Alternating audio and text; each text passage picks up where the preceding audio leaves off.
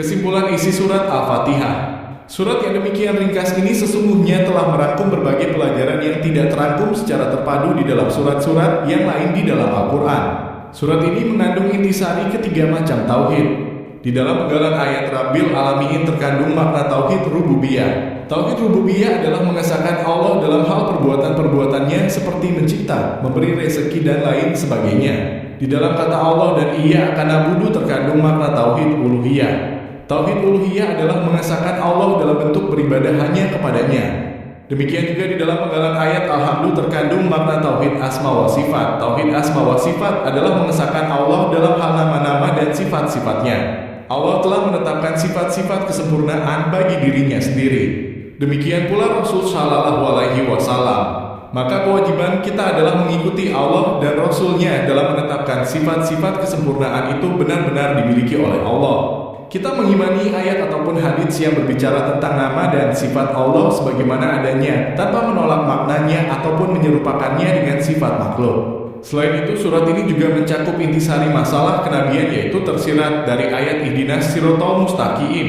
Sebab jalan yang lurus tidak akan bisa ditempuh oleh hamba apabila tidak ada bimbingan wahyu yang dibawa oleh Rasul. Surat ini juga menetapkan bahwasanya amal-amal hamba itu pasti ada balasannya. Hal ini tampak dari ayat Ma'aliki Yaumiddin, karena pada hari kiamat nanti amal hamba akan dibalas.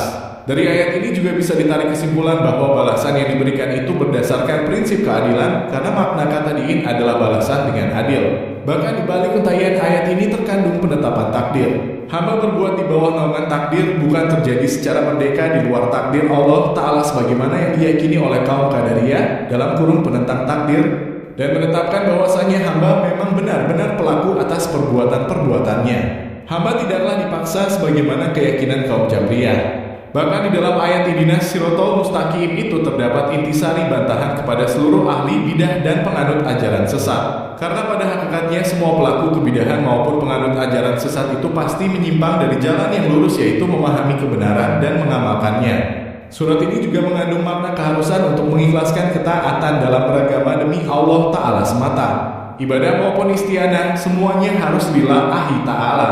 Kandungan ini tersimpan di dalam ayat Iyyaka na'budu wa iyyaka nasta'in disadur dari Taisir Karimir Rahman hal 40. Allahu Akbar, sungguh menakjubkan isi surat ini. Maka tidak aneh apabila Rasulullah Shallallahu Alaihi Wasallam menyebutnya sebagai surat paling agung di dalam Al-Quran.